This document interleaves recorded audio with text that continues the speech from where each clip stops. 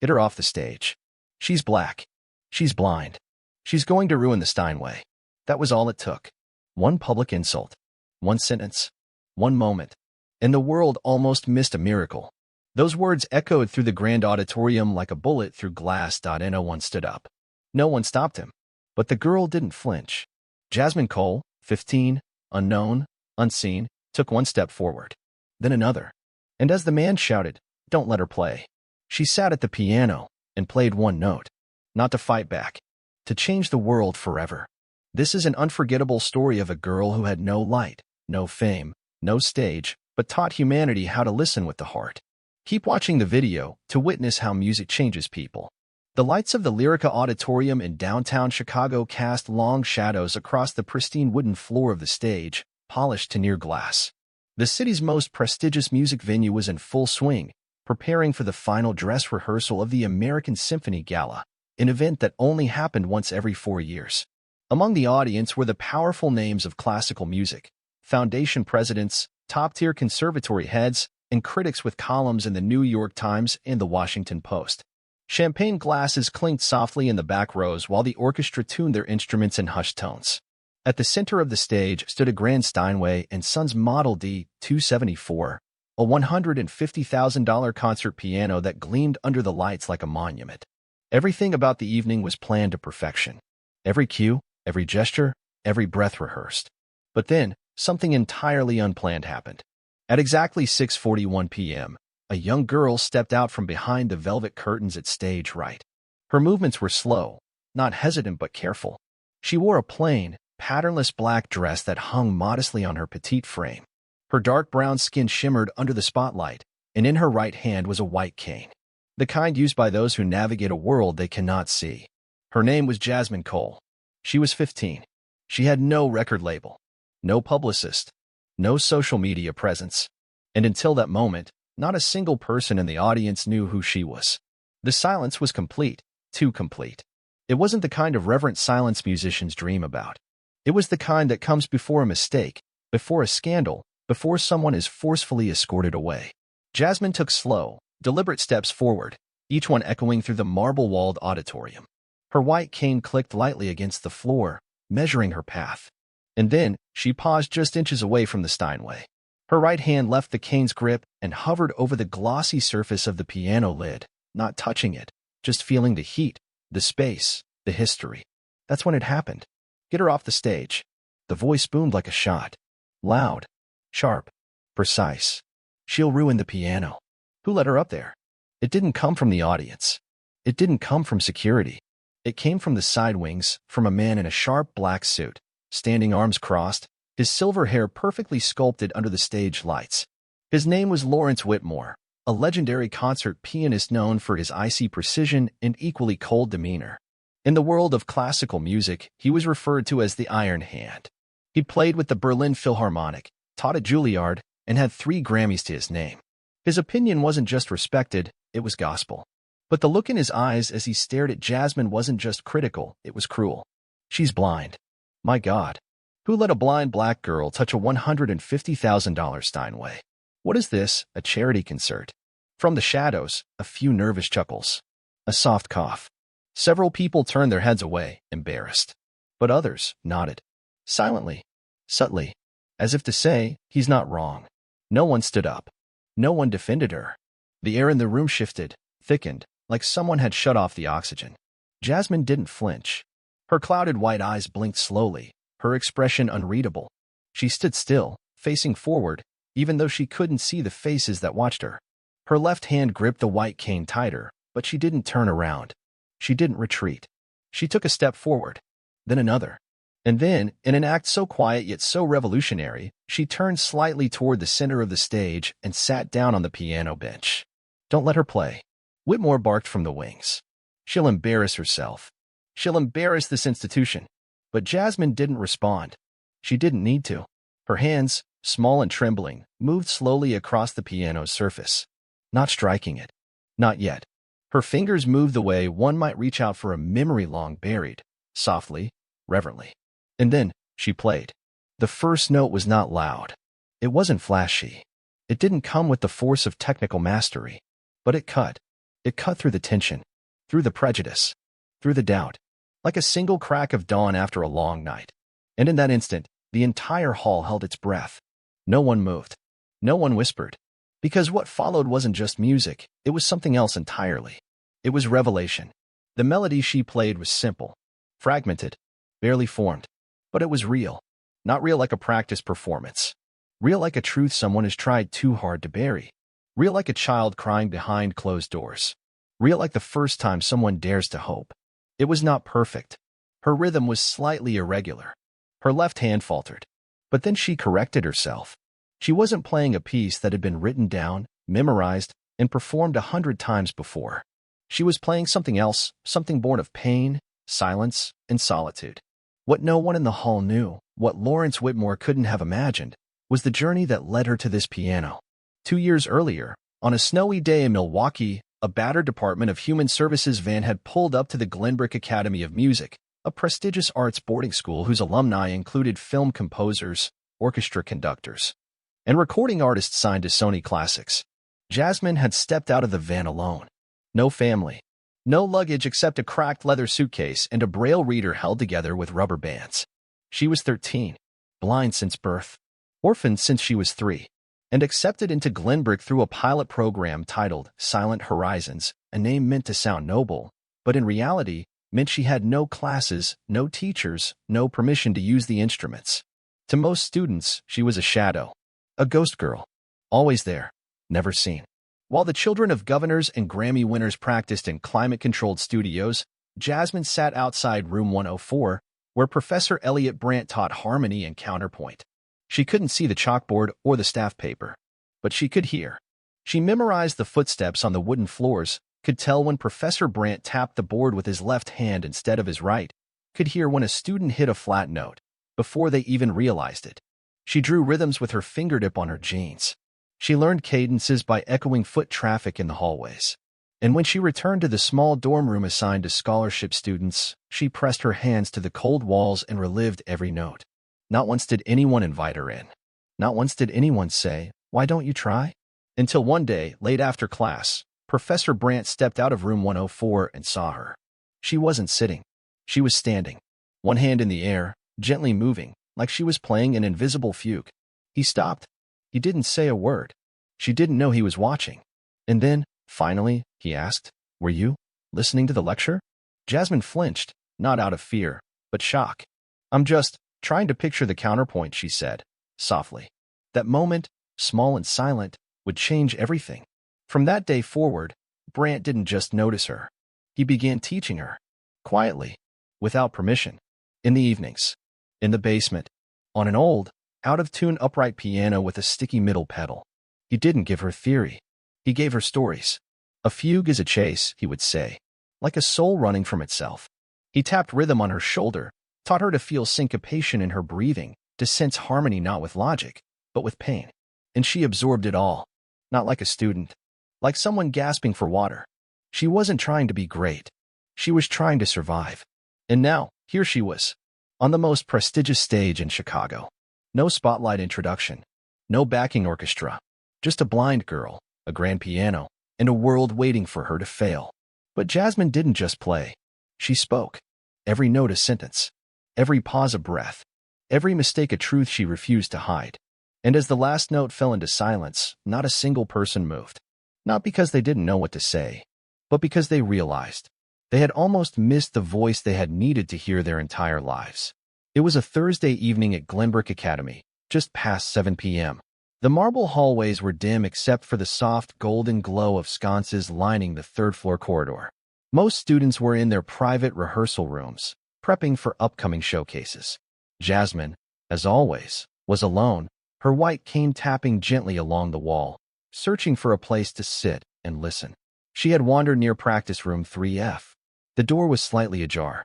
Inside, laughter spilled out, followed by the sharp clang of piano keys being struck carelessly. She stepped in by mistake, just one step over the threshold. The room fell silent. For students turned to look at her, white, well-dressed, the kind of students whose last names matched donors engraved on the Academy's marble donor wall. One of them, a tall boy with perfectly styled blonde hair, smirked. "Colton Devereux," son of a U.S. senator. His fingers were still poised over the piano keys as he said, loud enough for everyone to hear, "I didn't know we were letting pets in now. Does she come with a leash or just the stick?" His friends burst into laughter. Another girl chimed in mockingly, "Careful, Colton. She might scratch the piano. You know, with her special powers." More laughter. Someone even mimicked the tapping of her cane. Jasmine stood frozen. She didn't speak. She didn't frown. She just stood there. She wasn't shocked by the cruelty. She was used to it. What hurt more was what didn't happen. No one told them to stop. No one stepped in. Not even the faculty member who walked past the hallway a moment later and saw her standing there. He kept walking, eyes forward. She finally turned, her hand brushing the edge of the piano, and slowly walked away.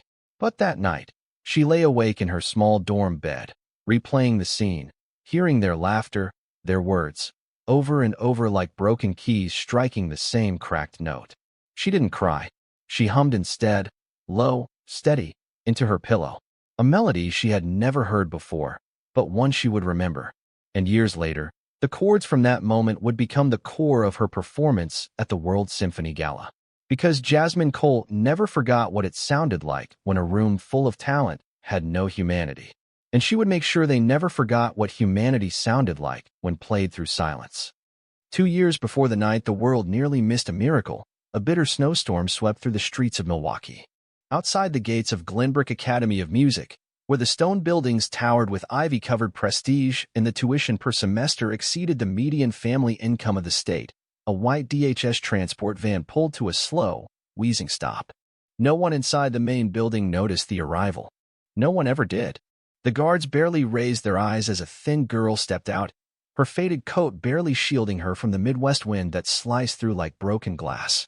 She carried a suitcase worn down at the corners and held a white cane that had clearly been broken and repaired with layers of duct tape. Jasmine Cole, 13, legally blind since birth. No parents listed. Ward of the state. She stood for a moment, feeling the crunch of snow under her boots, then tapped her cane against the edge of the curb until she found the path that led to the side dormitory. There was no welcoming committee, no orientation packet, only a bored administrator in a wool sweater who handed her a key with a faded Room 3B tag and muttered something about her being a part of the Silent Horizons pilot, a program the Academy touted in brochures as inclusive. But in practice, it meant Jasmine wasn't enrolled in any actual courses. She had no class schedule, no ensemble placement, no instrument access. She was technically present, but administratively invisible. In the first few weeks, she quickly learned the unspoken rules of Glenbrook. Rule 1, stay out of the way. Rule 2, don't ask questions. Rule 3, no one was going to open a door for her, literally or metaphorically. She ate her meals in silence, sat at the edge of crowded cafeterias. And at night, when the elite students of the Academy, sons of symphony directors and daughters of jazz legends, rehearsed Chopin etudes in soundproof practice rooms, Jasmine walked the hallways, listening, always listening. The only classroom she ever got close to was room 104, the room where Professor Elliot Brandt, a tall, balding man with a silver wristwatch and perpetually rolled-up sleeves, taught advanced harmonic architecture, a class reserved only for Glenbrook's most talented juniors and seniors. The door was always slightly ajar. No one bothered to close it tightly. Maybe they thought the girl sitting cross-legged in the hallway didn't matter. Or maybe they didn't notice her at all. But she noticed everything. She memorized the subtle creak in the floorboard at measure 17 when Brandt would pace during Bach fugue discussions. She heard the way his voice dropped half a tone when he explained diminished chords. She recognized students' names by the way they pressed the keys, Elena, who always rushed, or Max, who held every second note like it was his last. She didn't take notes. She wrote everything on her skin, tapping beats into her knee, drawing progressions on her thigh with her index finger. In her dorm, she would hum the chords into her pillow and echo cadences into her palm until they resonated in her bones. She was never in the class, but she never missed a class. And then one night, something changed. It was snowing again. Thick, heavy flakes fell over the Glenbrook campus like a hush. It was nearly 9 p.m. Professor Brandt had finished his lecture late. The lights in the hallway had dimmed, and custodians had already begun sweeping the marble floors. But she was still there, sitting, one hand lifted into the air, gently moving through invisible staves. He paused. He had noticed her before, of course. The girl in the hallway. The one they told him was part of a community initiative. But he had never seen her like this. She was playing, without an instrument. Fingertips forming chords out of muscle memory, her body swaying slightly as though caught in a rhythm no one else could hear. He didn't clear his throat, didn't call her name. Instead, he asked, softly, "Were you listening to my lecture?" She flinched, startled. Her cane tipped sideways, clattering gently against the wall. But she didn't run. "I was just trying to visualize the counterpoint," she said. Her voice was calm, not defensive, not apologetic, just honest. Brant stood there for a moment. Then he sat beside her. They didn't speak for several minutes. They just listened to the silence, to the faint rattle of snow against the stained glass windows, to the breath between two strangers in a corridor built for geniuses. Finally, he asked, "Do you play?" "Not really," she replied. "Not really," in her voice, didn't mean she hadn't tried. It meant no one had ever let her try the right way. That night, he took her to a part of the campus few students ever saw, the old basement rehearsal room, once used for jazz bands in the 1950s, now a forgotten storage area filled with broken music stands and warped cello cases. There was a piano there, an upright Yamaha from the early 90s. Out of tune, dusty, one of the pedals stuck. But to Jasmine, it might as well have been a Steinway. She didn't sit right away. She didn't need to. She ran her hand along the front panel, then pressed her ear against the wood. "I can feel if it's been played recently," she whispered. Brant said nothing. That night was the beginning. He didn't teach her with scales. He didn't assign her etudes. He didn't hand her sheet music because he knew she couldn't read it. Instead, he told her stories. "A minor chord isn't sad because it's minor," he said. "It's sad because of what came before it." He taught her rhythm by tapping patterns into her wrist. He guided her fingers across the keys not to correct mistakes, but to help her feel resonance, how certain frequencies vibrated in the wood, how some notes lingered longer than others not because of tempo, but because of feeling. And Jasmine soaked it in like dry ground meeting rain. Not once did she ask for repetition. Not once did she complain. She didn't need to learn music to perform. She needed to learn it to exist, to survive in a world where her name wasn't on any audition list, where her presence wasn't part of any brochure, where her face didn't belong in any rising star campaign. Brant saw this. But what shocked him most wasn't her retention, or even her interpretation. It was her motive. She didn't play to impress. She played to speak in the only language the world hadn't tried to silence. But Glenbrook had its own language, a language of order, protocol, pedigree. Even the grand piano in the main hall was only reserved for students with a GPA above 3.8 and faculty recommendations on formal letterhead. Jasmine didn't have a GPA. She didn't even have a locker. And yet, in that basement, without anyone's approval, she began composing. Not songs, not pieces, moments. One night, Brant described a Debussy prelude as a child trying to remember a dream after waking. Jasmine didn't nod. She didn't respond. She just played. Not the actual prelude, but something like it. Something new. A melody formed from the idea, not the notes. He stood frozen. She wasn't recreating. She was translating. And in that moment, Elliot Brant, a man who had taught conservatory prodigies for over 20 years, realized he was being taught how to listen all over again. But not everyone was pleased. By spring, whispers had begun. In faculty lounges. In board meetings. He's spending too much time with that girl. She's not even on the roster. Doesn't look good for the department. The head of the piano division, a man named Peter Langdon, once a protege of Whitmore himself, summoned Brant to his office. "I know you mean well," Langdon said. "Pouring tea didn't offer. But we don't run private projects at Glenbrook. We operate with standards. Letting her on that stage, it would be a media circus." He said it softly, like he was saving Brant from himself. But Brant didn't argue. He didn't storm out. He just smiled faintly and left.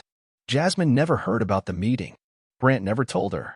Instead, they kept meeting in the basement, kept composing, kept discovering, kept believing, until one night, Brant recorded her on his old iPhone. A raw, 3-minute improvisation. No edits, no corrections. Then, without ceremony, without asking permission, he submitted her to the Young Virtuoso Showcase, the most selective audition program in the Midwest. And in the form's description, where other candidates listed awards and pedigree, he wrote, "Jasmine Cole, age 15. Blind. No conservatory training. No teacher recommendation. No family name. Just one audio file. She doesn't read music because she hears it before it's written. He didn't know if they'd listen, but he knew if anyone did, it would change them.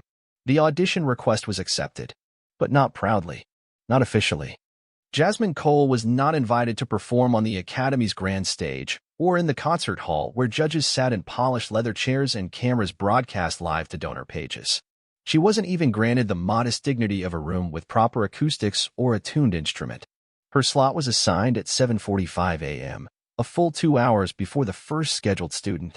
The location, practice room 11C in the basement wing, where an aging upright piano with a sticking left pedal sat wedged against peeling drywall and a humming radiator. There was no fanfare, no announcement. But to Jasmine, it didn't matter.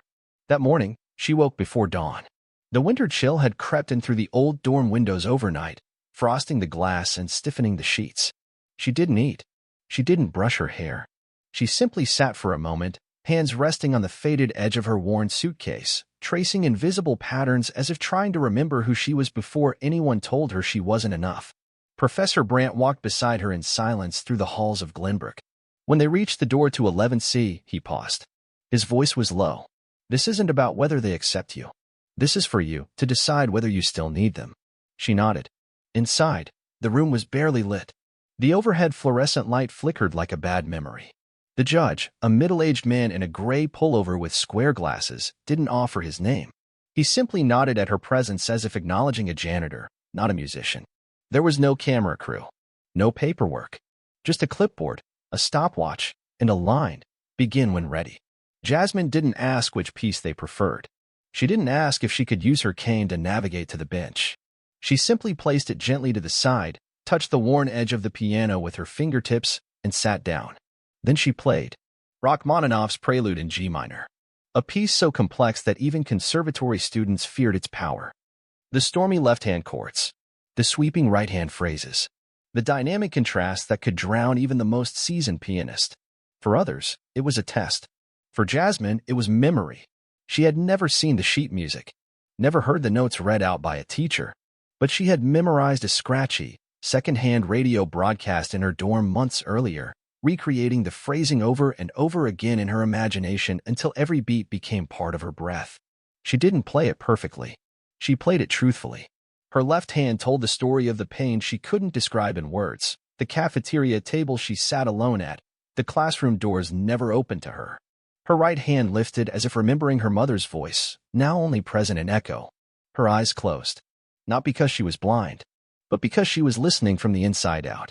The final note lingered, not as a flourish, but as a farewell. There was no applause. The judge scribbled a note, unreadable, and rose from his chair without a word. The door clicked shut behind him with a tone colder than any rejection letter. Jasmine stayed seated for a moment longer. She wasn't waiting for praise. She was listening, one last time, to herself. What she didn't know, and what no one in the building realized, was that in the far corner outside room 11C, a janitor named Mr. Marcus Reed, a soft-spoken man with salt and pepper hair who'd been with the school for nearly 3 decades, had been cleaning the hallway. He wasn't a music expert, but he had swept the floors of Glenbrook when Duke Ellington visited and once patched the ceiling in the room where Leonard Bernstein gave a surprise lecture. He knew when music was more than notes. He had heard Jasmine's final 3 minutes. He hadn't meant to listen, but he did, quietly, respectfully. Then, as she walked away, unaware of his presence, he pulled out a dusty smartphone from the pocket of his gray work shirt and tapped record. Just audio. No commentary. No filters. No flashy editing. The file name he typed was simple. Blind Girl Plays Rachmaninoff. Basement Audition.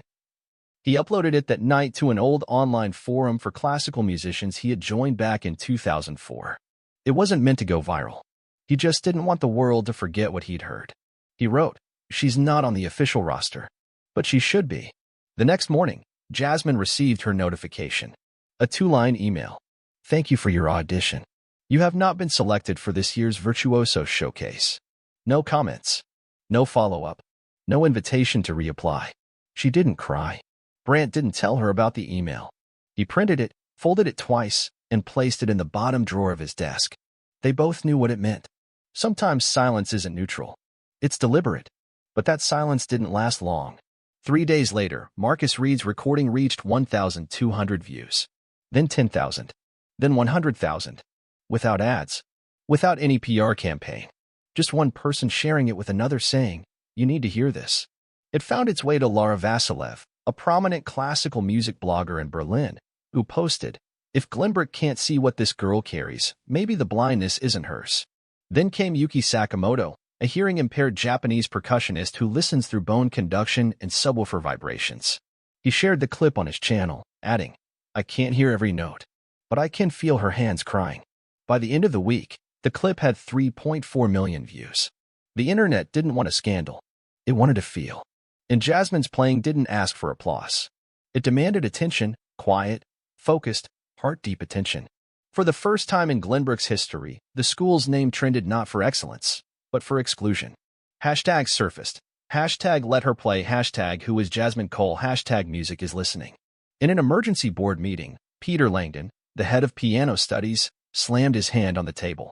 "This is an internet fluke. She's not classically trained. She's a sympathy case. These people don't understand nuance." But across the table, the school's communications director, Rosa Levin, quietly pulled up a screen. It showed a verified tweet from the Global Institute of Harmonic Arts, based in Vienna. "We've seen the video. We formally invite Jasmine Cole to open the World Symphony Gala this year in New York City." Silence. Colder than before. Langdon's voice trembled. "If she plays first, who can follow her?" No one answered. Because deep down, everyone knew if she took the stage, she wouldn't just start the performance. She would redefine it. The World Symphony Gala was an event beyond prestige.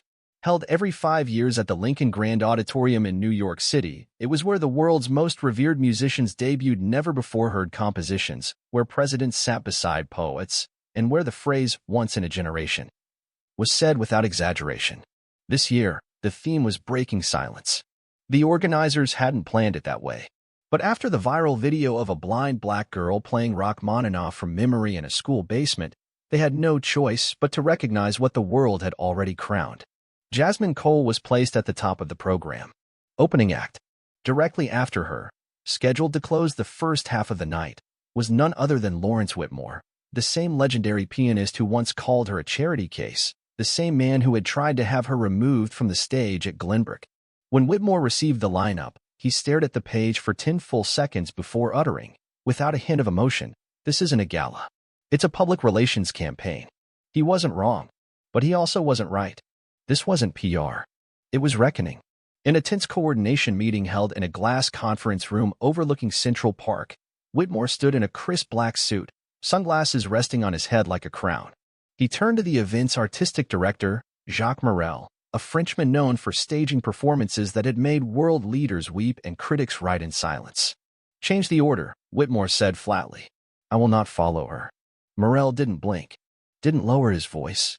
He simply replied, "Then you are free to withdraw." But she cannot. It was a moment that cracked something. Not Whitmore's ego, but his certainty. The kind of certainty that makes a man believe talent is something you inherit, not something you are. Elsewhere, in a quiet suite on the 17th floor of a Midtown hotel, Jasmine stood alone by the window. She wore no makeup, had no stylist, no entourage, just a plain black dress and her old white cane, polished now at the tip but still bearing the same duct tape wrap. Professor Brandt held out the outfit he'd helped her choose. It was simple, elegant, with no glitter, no embellishment. She ran her hand over the fabric. "It doesn't need to shine," she said softly. "It just needs to sound right." He smiled. "Tonight, they'll listen." For the first time, not with ears, but with memory. That evening, during the final rehearsal before the gala, the Lincoln Grand Auditorium was mostly empty, save for a few sound engineers, a lighting tech adjusting the dimmers, and 1 or 2 production staff. Jasmine stepped onto the stage. No one escorted her. She didn't need help. She followed the sound of the floor beneath her feet, the breathing of the tech crew, the faint smell of lacquer from the Steinway D274 at the center. She approached the piano. The same model Whitmore once said she wasn't worthy of touching. She placed her cane gently to the side, sat down, and rested her hands on the keys. No sheet music, no metronome, no conductor, no cue. She began to play, but not Rachmaninoff, not Chopin, not any recognizable work. She composed on the spot, a melody born of breath. The first note, a soft low G, held longer than expected, like a child's whisper in a crowded room. Then came a cluster of minor chords, imperfectly voiced, like a memory stitched together with threadbare hope. Her left hand pulsed with defiance. Her right hand trembled not with fear, but with truth.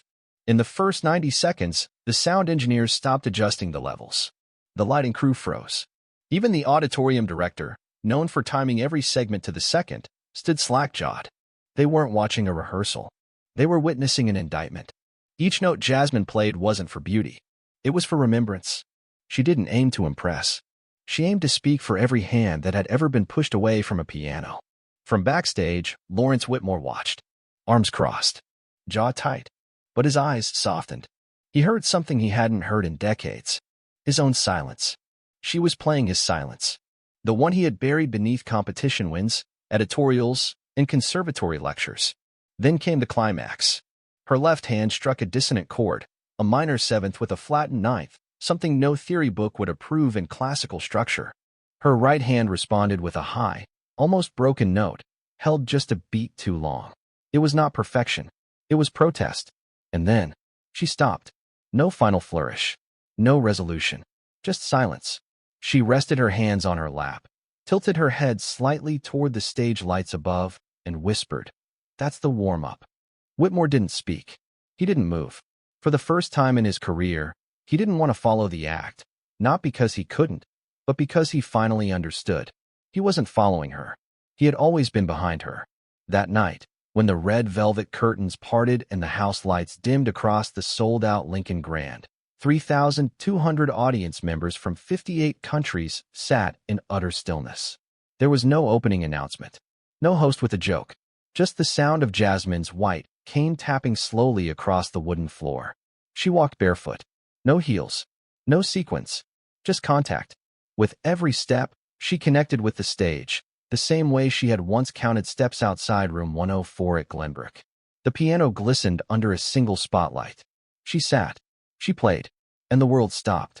Because this time, the world wasn't hearing music. It was hearing itself. The hall had never been this quiet. Not when Lang Lang performed Chopin's Fantasie Impromptu. Not when Yo-Yo Ma stood alone with his cello beneath the same gold-rimmed archways. Not even when the late president gave a speech here to honor victims of war. But this time, the silence wasn't out of reverence. It was out of reckoning. Jasmine Cole sat at the Steinway at center stage of the Lincoln Grand Auditorium, feet bare against the wood grain, feeling every heartbeat of the crowd before her. No one breathed heavily. No one coughed. Even the camera operators seemed to pause, unsure if they were meant to capture a performance or an awakening. Her plain black dress absorbed the light. Her white cane rested quietly by her side, and on her lap lay a small wooden flute, worn with age, smooth from touch. The only thing her mother had ever left her. She didn't bow. She didn't smile. She simply reached out and placed her hands on the keys. No conductor raised a baton. No timer began a countdown. She started with a single note. A broken A minor, missing its middle tone, on purpose. It was the sound of something incomplete, of a lullaby interrupted. Her left hand played heavy, deliberate chords, like someone walking slowly through thick snow, each step marking a memory. Her right hand, in contrast, moved with lightness, as if brushing a scar. There were no flourishes, no fireworks, just story. The audience didn't realize it at first, but Jasmine wasn't playing for them. She was playing them. Every person who had once been excluded. Every door that had once closed too early. Every name never called. The music was not a composition. It was a confession. By the time she reached the middle section, she had stopped using both hands. She paused, lifted the flute, and blew. Soft, barely audible, like a mother singing through tears. There was no melody anyone recognized, but something about it felt ancient, universal. The kind of music that isn't learned, it's inherited. In the audience, an elderly black woman, once a music teacher in the segregated South, closed her eyes and whispered, "That's what it sounded like when my grandmother hummed while sewing." In the mezzanine, a young boy with cochlear implants could not hear every pitch, but he felt the vibration in the armrest beside him. He leaned closer. Somewhere near the lighting booth, a blind music student from Brooklyn gripped his guide dog's harness with trembling hands. Not out of fear. Out of recognition. She was telling his story. As Jasmine blew the final notes into silence, not to end the piece, but to let it rest, the flute lowered in her lap. Her head tilted slightly to the sky. She wasn't listening for applause. She was listening for response. But no one clapped. Not out of rudeness, but because applause would have felt wrong, too loud, too easy. Instead, one by one, people stood. Not because a conductor cued them, not because the lights dimmed in triumph, but because they couldn't remain seated. They had to rise. As if their very posture could apologize for the years of silence their institutions, their privileges, their comfort had allowed. Then came the tears. From donors. From critics. From children. From people who had never cried at a piano performance in their lives. Lawrence Whitmore, standing behind the curtain wings in a tailored charcoal coat, did not move. His face was unreadable, but his fingers, once rigid with authority, now curled into his palms, trembling slightly. She wasn't just better. She was braver. He muttered under his breath. This is what I used to feel before I played to win. When the house lights rose again, Jasmine was gone. No encore. No interview. No waving to the crowd. She had walked off the stage the way she had entered it. Quiet. Complete. And the world, stunned, found itself asking a question it hadn't asked in decades. When did music stop being this honest? The aftermath. In the following 24 hours, the performance video was uploaded to the gala's official channel. Within 12 hours, it surpassed 5 million views. Every outlet, from the New Yorker to Al Jazeera, ran headlines not about Jasmine's disability or her race, or even her lack of training. Instead, they asked one question: how did we almost silence this voice? Recording labels called with seven-figure offers. TV producers begged for her to appear on late-night shows, morning shows, podcasts, political forums. But Jasmine didn't reply, not because she was overwhelmed, but because she didn't need to. She had said what she came to say. In a hotel room outside Manhattan, Jasmine sat cross-legged on the floor, gently wiping dust from her flute. Professor Brandt sat beside her, reading the latest email from Silver Sound Records, offering a private jet to Paris and a lifetime artist development package. She only asked him one question: do you know what prelude means? He raised an eyebrow. An introduction? She nodded slowly. Then what I played, that wasn't the story. That was just the beginning. The next morning at 4:15 a.m., Jasmine and Brandt checked out. No press saw them leave. She carried a single suitcase, her white cane, and the flute. Their destination on the receipt: Jackson Hole, Wyoming, a remote cabin in the foothills. While the media speculated, debated, and commercialized her name, Jasmine did something no one expected. She disappeared, but her sound didn't. And the echo began to travel. In Ghana, school children drummed to a rhythm they called the Jasmine Pulse, said to be inspired by a girl who walked without noise but shook the earth. In a prison in Kentucky, a man sentenced to life found a Braille music score taped to his cell door. No composer. No title. Only the words: play the sound you never let yourself hear. In an orphanage in Manila, a deaf girl who had never touched a keyboard used colored strings and water bowls to compose a song. She said she had dreamed of a girl who sees with her hands. None of these places had seen Jasmine, but her silence was louder than most people's fame. And perhaps that was the lesson. No press conference. No Instagram post. No signature on a contract. Jasmine Cole vanished. But her absence, curiously, hauntingly, began to echo louder than any artist's presence ever had. Without appearing on a single magazine cover, she began to appear everywhere. In whispers. In melodies. In the silence between notes. Some said they'd seen her walking barefoot on the edge of the cliffs in Wyoming, her cane tapping softly against the stone. Others claimed a quiet black girl had been spotted teaching rhythm to nonverbal children in a refugee camp outside Amman. A few musicians swore they had received handwritten scores in envelopes with no return address. No names. Just a single line in Braille printed at the bottom of each sheet: listen with the place where language has been forgotten. In East Brooklyn, a middle school music teacher found a folded parchment taped to his chalkboard one morning. The score was unlike anything he'd ever seen: imperfect bars, jagged time signatures, scattered silences that made no technical sense. But when he played it, his entire class fell silent, then cried. Not because it was sad, because it felt like someone had finally translated how they'd been trying to feel for years.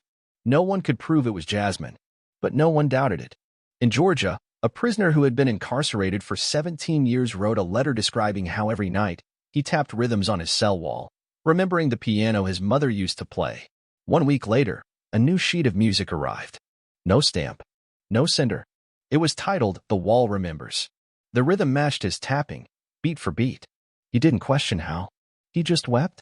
In Iceland, a hospice nurse discovered a handwritten score beneath the pillow of a patient who had just passed away.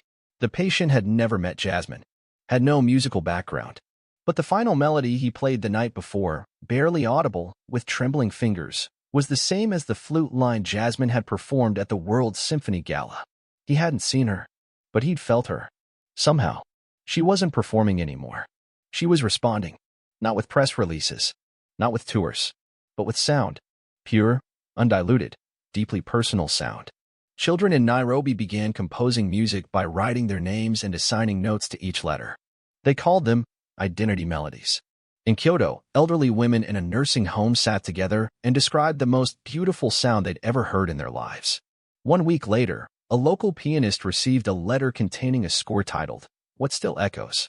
No one asked who sent it. In the Bronx, a blind student named Noor discovered a sheet of music taped to the door of her rehearsal room at Eastbrook Conservatory. The same place Jasmine had once been told she didn't belong. No name, no dedication, just one sentence. For those who have never been chosen, but still dared to raise their voices. Noor played it at her senior recital. By the end, the entire auditorium was on its feet. Not because the piece was perfect, but because, for the first time, someone had spoken for them. Eastbrook itself, once pristine and impenetrable, began to change. Quietly, reluctantly, but unmistakably. After years of public pressure, academic boycotts, and the withdrawal of several prominent donors, the Board of Trustees made a decision that would have been unthinkable only months before: the creation of an entirely new teaching wing. Designed not as reparation, but as recognition. They called it Bell Wing. Not a building lined with portraits of famous alumni. Not a showcase for shiny instruments. There were no plaques, no bronze busts. Just large rooms with walls designed to reflect every frequency, wide ramps for accessibility, and studios where hearing-impaired students could feel music through the floor. One central courtyard, open to the sky, stood bare, except for a smooth white stone wall etched with a single line in raised braille. Silence is not the absence of sound. It is where everything waits to be heard. There was no statue of Jasmine, because she didn't need one. Her silence had become the loudest voice in the building. At the opening ceremony, Professor Elliot Brandt stood at the podium, now older, his once dark hair streaked with silver, his cane leaning beside him. He didn't deliver a long speech. He simply looked at the students gathered before him, many of whom had never touched an instrument before, and said, "This is where the children who were once told music isn't for you finally belong." Not because someone granted them access, but because no one can deny sound that is real. In the crowd, among journalists and faculty, someone spotted a familiar figure standing near the trees. A young black girl, white cane in hand, dressed simply in gray linen, her hair loose. But before anyone could approach her, she was gone. In Lisbon, a music teacher swore he saw her in a public library, sitting with a mute child who was tapping rhythms with a piece of old PVC pipe. No scores, no laptops, just the hollow resonance of plastic and laughter. When he returned the next morning, there was a handwritten melody on his desk. No title, no signature, just a line. You don't need to know the name. Only the echo. In rural Peru, a blind boy in a mountain village found a Braille score in a mobile library van that hadn't been there the day before.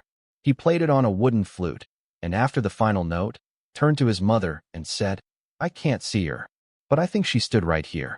And so the myth grew, not of a prodigy, but of a presence that didn't ask to be remembered, only felt. In Ghana, a group of drummers in Elmina developed a new rhythm pattern they named the Jasmine Pulse. When asked where it came from, the lead drummer smiled and said, "A girl passed through. She didn't speak, but her footsteps, they had a rhythm we couldn't forget." At Glenbrook Academy, a new student, blind, from the foster system, was greeted not with silence, but with open arms. Her first day, she found a note in her locker. This place wasn't always open, but someone held the door long enough for you to enter. Now, hold it open for the next one. There were still no interviews, no TED Talks, no memoirs. Jasmine Cole had disappeared, at least in the way the world measures visibility. But she had never been more present. She had rewritten the way people listened. And more importantly, whom they listened to. She had redefined music, not as performance, but as connection. Not as spectacle, but as survival. And perhaps that's what terrified institutions the most. She didn't demand change. She made it inevitable, not through volume, but through resonance. The envelope arrived quietly, as most things did when Jasmine Cole was involved. It was hand-delivered to a small wooden cabin nestled at the base of the Wind River Range in Wyoming, sealed in wax and embossed with the golden insignia of a harp, the official emblem of the Royal Council of Arts, headquartered in London. Inside was a single letter, printed in large, clear braille across parchment paper. We are honored to inform you that you have been selected to receive the Artisan Prize, the world's highest recognition for reshaping the human understanding of art and sound. You are the youngest recipient in the history of the award, the first blind recipient, the first without formal credentials, and the first to be nominated anonymously by over 40 individuals from across 5 continents. The Artisan Prize had only been awarded 9 times in the past century. It was not for fame. It was not for popularity. It was for changing the world's relationship to listening. Jasmine read the letter in silence, her fingers brushing each word slowly, not to understand, but to feel. Then she folded it twice and set it down on the wooden table beside her old flute. She did not smile. She did not speak. She simply said, "If I accept, I'm not going to receive it." Professor Elliot Brandt, seated across from her with a cup of tea cooling in his hand, nodded without asking why.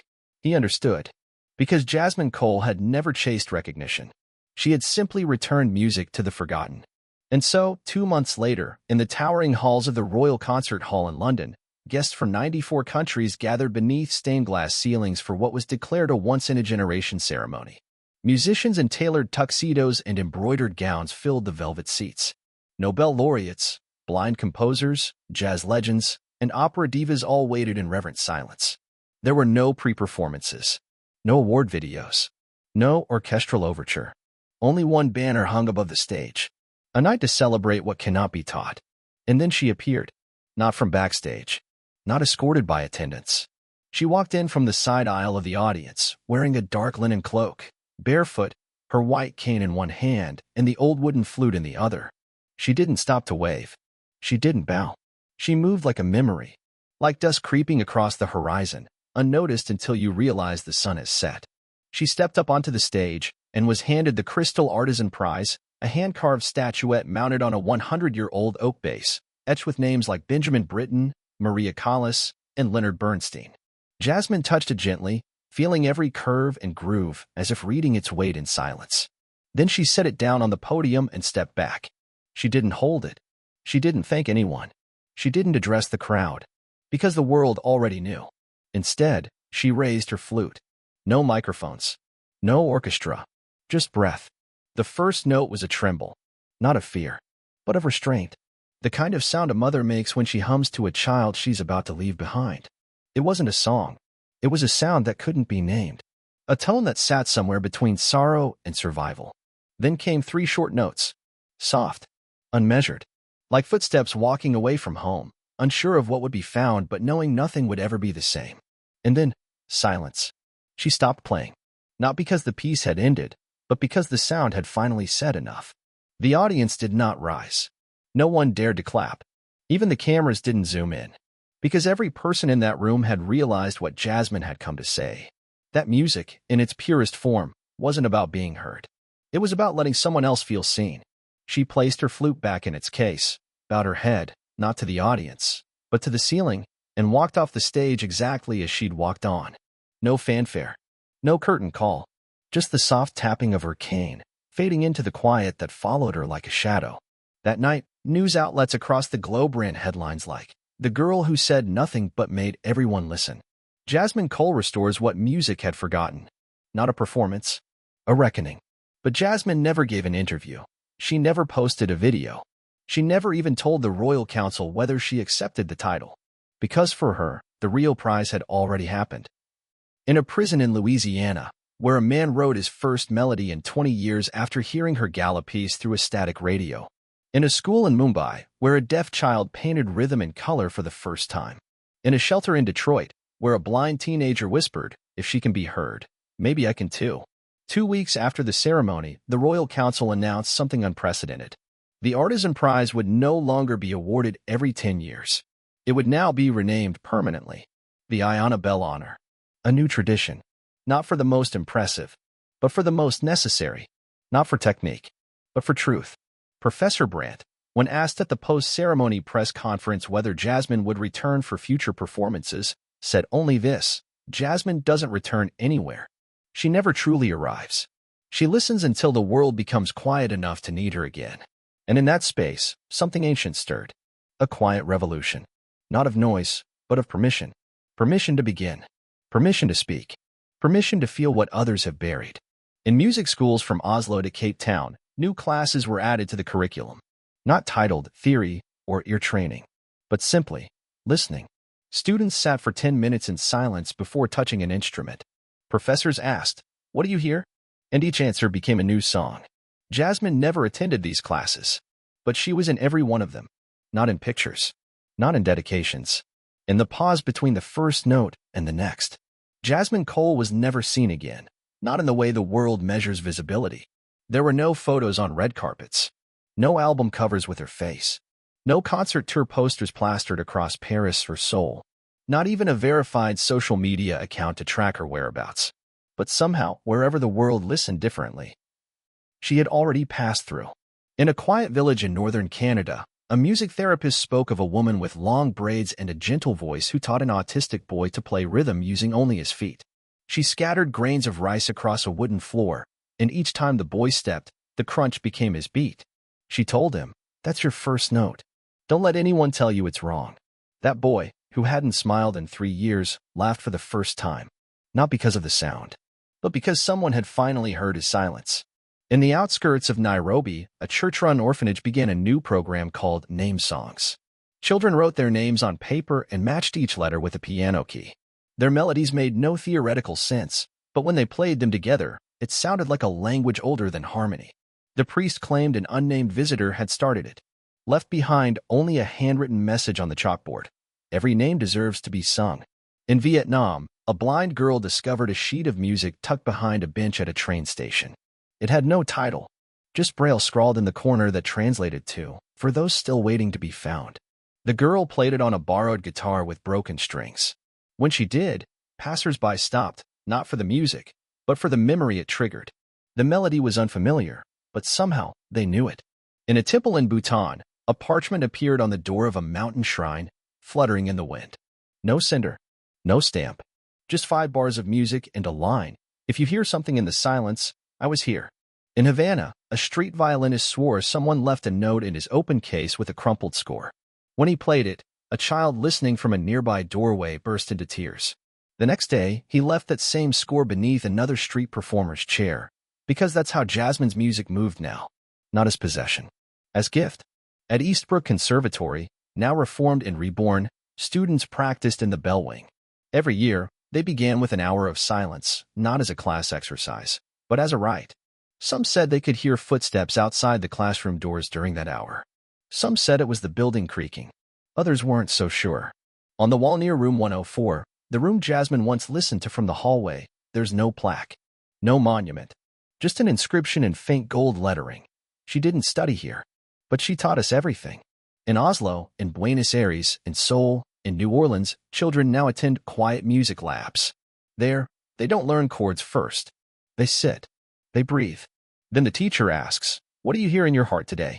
That becomes the song. No grade. No correction. Only reflection. In a small town in Portugal, a music teacher reported receiving a score through the mail titled "The Breath You Left Behind." When her student played it for a grieving mother who had just buried her son, the woman didn't cry. She simply placed her hand on her chest and whispered, "You're still here." No one could trace the sender, but everyone knew. In Ghana, local drummers passed on a rhythm called Iona Pulse to their children. They claimed a girl once walked their coast barefoot before the moon rose and left nothing behind but a pattern.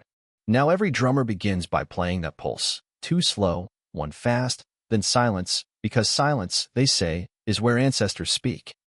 At Eastbrook, a first-year student once asked his professor, "What if I never play perfectly? What if I always miss a note?" The professor, a new hire who had never met Jasmine but had inherited her legend, pointed to the space between 2 notes on the score and replied, "If you can hear that silence, then you're already a musician." Elsewhere in Boston, Lawrence Whitmore now lived alone in a small apartment above a bookstore. He had sold all but one of his pianos. It was no longer polished, no longer tuned to perfection. But on the music stand sat a Braille score. He couldn't read it, but he played it every morning. Not from memory, from regret. One day, he asked Professor Brandt during a symposium if I spent my entire life playing to be seen, but then rewrote everything just to make one girl feel heard. Was it too late? Brandt didn't hesitate. Not if you write with what you've lost. Jasmine's name was now etched into awards, memorial halls, scholarship programs. But none of it ever mattered to her. Because she never wanted to be a name. She wanted to be a note. One so deeply felt, it could never be erased.